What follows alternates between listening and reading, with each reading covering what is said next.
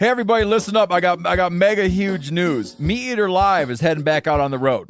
That's right. Join me and the crew. Clay Newcomb, Cal, Yanni, Spencer's going to be there. Phil the Engineer's going to be there. Meat Eater Live headed back out. Now, when you get every ticket, okay? Every ticket you buy, you get a signed copy of our new Meat Eater Outdoor Cookbook. This tour is celebrating the release of the book. Buy a ticket, get a signed copy, Meat Eater Outdoor Cookbook, wild game recipes for the grill, smoker, camp stove, and campfire, which I'll point out is a $38 value. Here's where we're going to go. April 23rd, the Mesa Arts Center in Mesa, Arizona. April 24, the Balboa Theater in San Diego. April 25, the Grove in Anaheim, California. April 27, the Crest Theater in Sacramento. April 29, the Union in Salt Lake City. April 30, the Egyptian in Boise. May 1, the Wilma Theater in Missoula. May 2, the Bing Crosby Theater in Spokane, Washington. May 4, Revolution Hall in Portland, Oregon. And May 5, the last day of the tour, Pantages Theater in Tacoma, Washington. For tickets and more information, visit the events page at themeateater.com. Hope to see you at the show.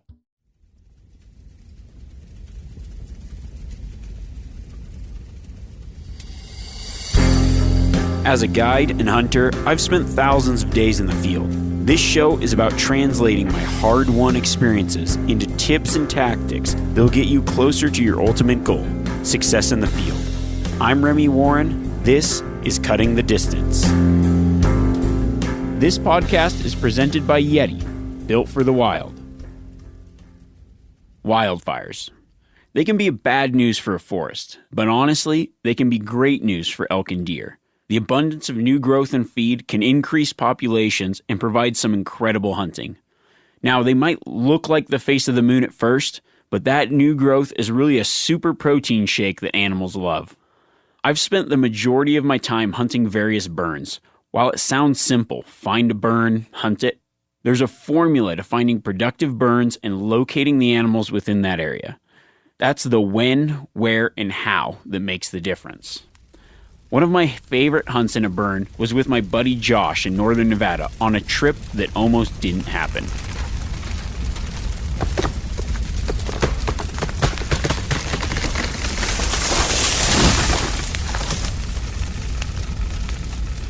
One of my best friends, Josh, happened to draw a really good late-season elk hunt in northeastern Nevada. Now, I was guiding for most of the elk season in Montana and unfortunately couldn't hunt with him.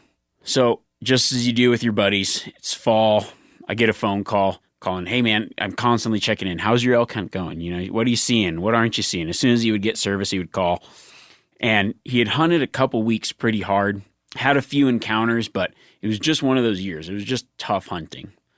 I happened to just finish guiding in Montana, and he was on his way back home. There's a few days left in the season, but he had to get back for some work and some other things.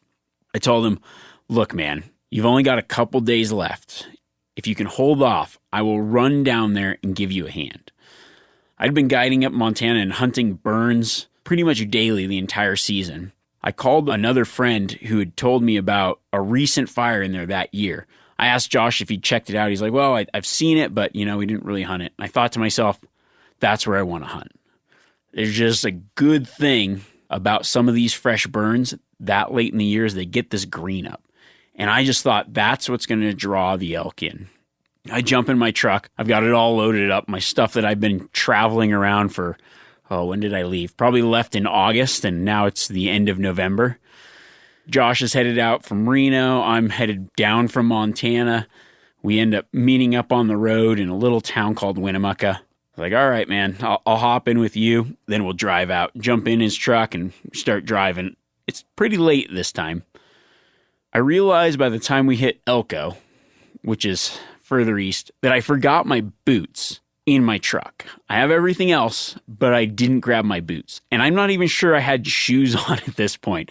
I think I was just driving comfortably with my shoes off or sandals. I don't know what was going on, but it's late November and here I don't have any boots.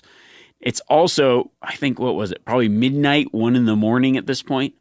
So you pull off to the old Wally World there. I run in. I grab the only pair of boots that they have in a size 12, which was a pair of steel-toed work boots. So I've got some fresh boots for an elk hunt that are super heavy and extremely uncomfortable, but it's better than going barefoot in the freezing cold. We continue driving pretty much all night, pull over, sleep for a few hours before sunup, and then get into the area that I've marked on the map. We're talking regular maps here, not digital maps, not Onyx. That just wasn't a thing then. Unfortunately, man, hunting is so much easier now with good mapping software and all the technology we have. But then it was a paper topo map, figured out a road, and we're like, all right, we're pretty much in the middle of this burn. Let's get after it. Sun hadn't even come up yet, and this is his last day to hunt. Now we're in the unit, picked a spot that seems to be in the middle of where the burn would be, waiting for the sun to come up. As the sun comes up, we start glassing, not really turning much up. It's a pretty fresh burn. It was that year's burn, but we knew that it was earlier in the summer, so it wasn't really late, and it had a chance to get some of this, what we call green up, just new growth. What I was looking for wasn't necessarily elk, but I was looking for some of this fringe habitat, an area that could provide some cover for the elk to hide in during the day and then be close to that new green up. Spotted a patch of mahoganies off in the distance on a ridge. It seemed to be the only little patch that didn't burn in this giant swath of wildfire. Now, this country's fairly open to begin with, but this one patch of mahoganies just looked right. Now, it's mid-morning. I could see there's a little bit of shade in there. I put my binoculars up, start glassing. Sure enough, turn up a bachelor group of bulls laying in that patch of mahoganies. Now it's time to get our stock on. It's pretty open, and there's not a lot of cover between us and those elk, and this is our only chance. This is our last day to hunt, our first and last day to hunt together, but I really wanted Josh to get a bull. And I know he did as well. He had a great hunt with his dad and had an incredible time. Whether he got one or not, he keeps telling me, oh man, this has just been one of the best hunts I've ever had. But I knew it'd be so cool to come out of there with a bull. So we plan our stalk. We get the wind right. We're using the contour of the land and start creeping up in there. We had to go around the mountain to keep them out of sight because they literally had a commanding view of the entire valley below. It was burnt to a crisp. There was no cover, so we just had to use the contour of the hill to stay out of sight. We get to the ridge in front of them, slowly crawl up. One of the bulls is now standing, but the rest are still bedded. We thought, oh man, maybe it saw us, and then this magpie lands on its back, starts picking at it, and then the bull just lays down again. He was just readjusting for the day. Josh gets the pack set up, range him, pretty close shot, crosshairs on him, waits for the bull. The bull stands up to readjust, to rebed. Boom, shoots him, bull down. We were just both so excited. I got the chance to pack out the bull in my awesome Walmart steel-toed off-brand work boots that were extremely uncomfortable. Lucky for us, it wasn't that far from the road where we ended up finding these things. Maybe 1.5 miles, 2 miles at the most, and fairly easy terrain because everything was burnt out, except for the patch of timber that they happened to be living in. Now, I've hunted a lot of burns in my day, all over Montana, Idaho, while guiding. I actually seek burns out, but it was awesome to know that you could go into an area I'd never been, find bulls, and help a good friend be successful.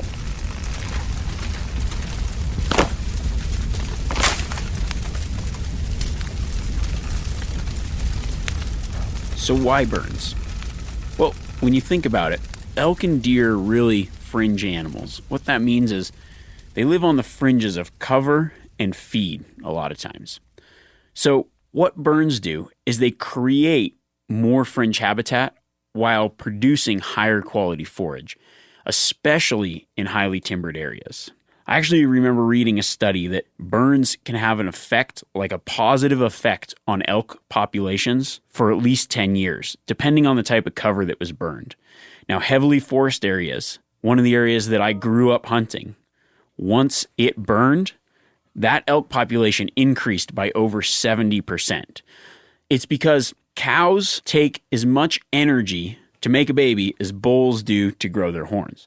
So if you have about 10 times the amount of available food, those cows go into the breeding season heavier weights and are more likely to have offspring. Also, the bulls in that area, or deer or whatever, now have more nutrients to grow better antlers. So over the course of time, you have healthier populations and rapidly increasing populations because of the burns. Now, this is more true in heavily timbered areas, but it's also true in areas that aren't that timbered, because that new growth has a lot more nutrients than old growth or stuff that gets choked out by more mature plants. Hey everybody, listen up. I got mega huge news. Meat Eater Live is heading back out on the road. That's right. Join me and the crew. Clay Newcomb, Cal, Yanni, Spencer's going to be there. Phil the engineer's going to be there. Meat Eater Live headed back out. Now, when you get every ticket, okay? Every ticket you buy, you get a signed copy of our new Meat Eater Outdoor Cookbook. This tour is celebrating the release of the book. Buy a ticket, get a signed copy, Meat Eater Outdoor Cookbook, wild game recipes for the grill, smoker, camp stove, and campfire, which I'll point out is a $38 value. Here's where we're going to go.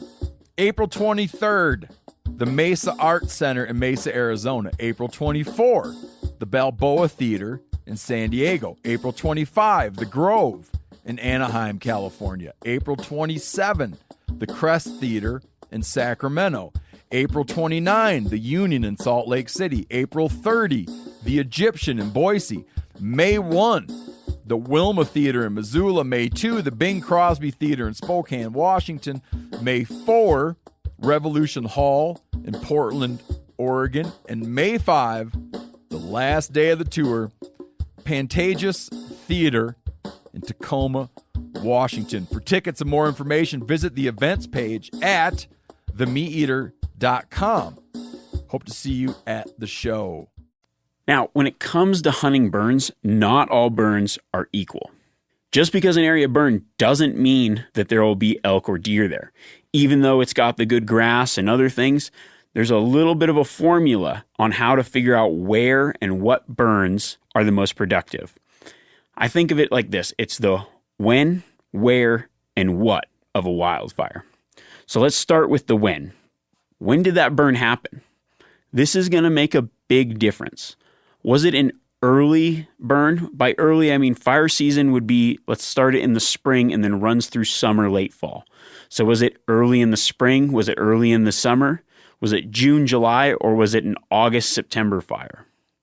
If the fire was late in the summer, like August or September, I generally will pass that area up for that hunting that same year. I just don't think that there's enough time for that initial regrowth during most hunting seasons. And the elk won't be there because it's going to look like the face of the moon. Now, if it was that same year, but a earlier fire, let's say June, July, then I would definitely hunt it even the first year that is burned, because you'll get that green up, you'll get that new growth, those little shoots. While it might look barren from what it used to be, the elk and deer know that it's loaded with nutrients. I would say that a burn is most effective 3 to 5 years after the initial burn, and probably peaking at the best. It hits its apex around 7 years. That's the max benefit because the animals and the populations have had time to grow. They've had time to build up. You'll get better age classes out of it, and you'll have an overall larger and more healthy herd. Plus, the area will have kind of stabilized after the burn, so you'll get a lot of animals that live there regularly and have built up to higher populations. When I'm looking for good burns, I generally like to pull out my Onyx map, pull up the fire layers, and then look for those burns in the 3 to 7 year category when I'm trying to pick a new area or looking at a new area to check out. So let's talk about the where, the type of range that was burned. Not necessarily a state, but was it winter range or summer range? For overall burn use, it's better to find an area that has had a fire on a winter range as opposed to a summer range. Now, studies show that elk use burns more frequently in the winter than in the summer. And this is because that time of year, food is more important during the winter months, and shelter is often more important in the summer. Elk will use those sunny sides to warm up and survive the big snows, especially if they have high-quality forage. One thing I will say is that patchy fires in a winter range can help elk remain healthier even if it's a hard winter. Now, while fires on a winter range can be more beneficial than summer range, just as an example, the Yellowstone fire had a lot of complications for its elk herd. And it's because it was a late fire that burnt up a significant portion of food right before a tough winter. So going back to the when, it was a late fire. It didn't have time to get that good green up going into a hard winter, and therefore the elk herd suffered. However, after that, a few years later, the elk herd populations were able to rebound based on the new growth that came out from that same fire. So now we got to talk about the how. And the how is the most important part when you're looking of in this giant burn. Let's say it's a 200,000 acre burn. Where am I going to focus in this burn area? And the how is going to be the first thing you look at on where to go. The best elk habitat is a patchy burn where at least 20% of the area remained unburned within that fire perimeter. So what I look for is a fire that has almost, if you were looking at an aerial imagery, it would be a mosaic pattern where it's got patches that are burned, patches that aren't burned. So as elk, if we're specifically talking about elk, they're edge animals. They're herbivores, they're grazers, they like that new growth, they like that grass, but they also need that shelter. Rarely will you find elk more than, I would say, 1,200 yards away from good shelter. So they might go into these big openings, but if there isn't that patchy burn where they've got cover mixed in with that new growth, they're probably going to avoid those areas altogether. They'll change their habits and they'll focus on those areas where they've got the fringes, where they have the cover, the food, and the water within that 1,200 yard radius. So a little less than a mile, they will rarely venture out into these giant swaths of burn if they don't feel safe. Those patchy areas, those are the places that I focus my attention. Now, if it's a new burn, you might not be able to find that on satellite imagery, but just cruising through an area, glassing over it, when you glass through a big burn, if you see big swaths of timber or patches of timber, those are the places that you're going to look for. Like that story with my buddy Josh, the thing that I looked for in this burn that seemed like it took away everything was the few patches of trees within that burn. And that was where we found the bulls.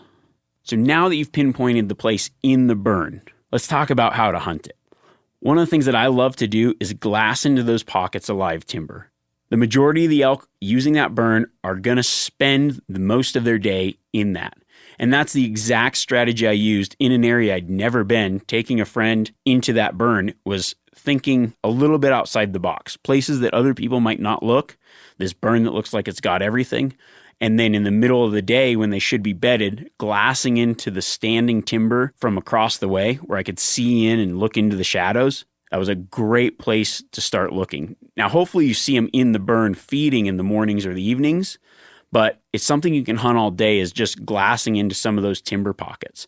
Maybe they're feeding in the night in heavily pressured areas. If they're getting pressured, they're going to stay in those timber pockets in the daylight. So it's a good idea to just start your focus glassing in and around those timber pockets. I like to get a ways away from where I'm looking and then hopefully glass, say, multiple patches from afar. Because sometimes you can catch those elk when they first move out into the burn in the evenings to feed. And that's the best time to make a play, make a stalk, and get them when they get out into the open. The only trouble is sometimes they can see you better from there as well. So if you set yourself up where you can glass multiple timber patches and understand their patterns and where they're living, you can actually make plays in the morning as they go back into cover and then set up in the evenings as they come back out later that day. Now, one word of caution that I will say about hunting burns is when they start to get older and it's a standing burn timber patch, you really have to watch out for falling trees. I say that from experience because I've almost been crushed twice, and that's a scary, scary thing. What happens is the roots start rotting out in these burns, then you get some wind going, and trees just start dominoing around you. Now, the odds of actually getting smashed are pretty low, but if you're out there a lot, hunting these burns a lot, the odds increase. So when it gets windy, I'm always cognizant of which way the wind's blowing and looking for where other trees have fallen, which direction, and try to stay away from trees that I know if they fall over will crush and kill me. I'm always looking up and being aware of my surroundings because having guided in some burns that are now getting to that point where trees are falling a lot, I've had some fairly close calls, but I'm always aware of it. And I just think that if you're going to be the type of person that hunts a lot of burns, you really need to keep that in the back of your mind always. And don't get complacent thinking, oh yeah, I'll just sit down here when it's windy or take a nap here when it's windy, because you really have to pay attention to those falling trees. I had one time I was stalking in on a mule deer, windstorm came up, and this giant pine crushed down right between me and this deer. The buck went running one way and I went running the other. So it's just one more thing to think about if you're hunting burns, just as a little safety tip before I sign off. I just want to make sure everybody's safe as well as successful. It's getting later in the year, and depending on where you live, unless you live in Hawaii, which is a great warm hunting destination this time of year, you're probably starting to feel the effects of winter chilling. Next week, I think I want to talk about winter camping, winter travel, and backcountry hunting. When everybody else wants to leave that backcountry, that might be a good time to go in. Now, there's a lot of things you got to think about. It's different than hunting the rest of the year. 4-season camping and late season hunting can be tricky, but I've got some tips that'll make you comfortable and maybe some little out-of-the-box things that you haven't thought about. And we are cruising on these podcasts. It just seems like yesterday we started. But I want to keep thanking you guys for listening. Like, the response has been incredible. I really appreciate it. It's that time of year that the season's almost over, but I think it's also time to pick up. If you missed anything during the season, go back, because all these little things listen to throughout the year. We're going to keep it going, give you more tips, more things in the coming future. And as always, I say it darn near every week, but I'm not tired of saying it. Thank you. Keep sending me everything that you're sending me. It's just awesome to see, and I appreciate it. Oh, okay. We're like almost a half a year deep, and people are loving the no sign-off. Maybe the rest of these sign-offs, I'm just going to use all the suggestions that I've got. This is great. Why do I have I'm the guy that like is a friend that you talk to and you're like, no, you hang up. No, you hang up. Like, bye. Bye. See you later. Bye. Bye.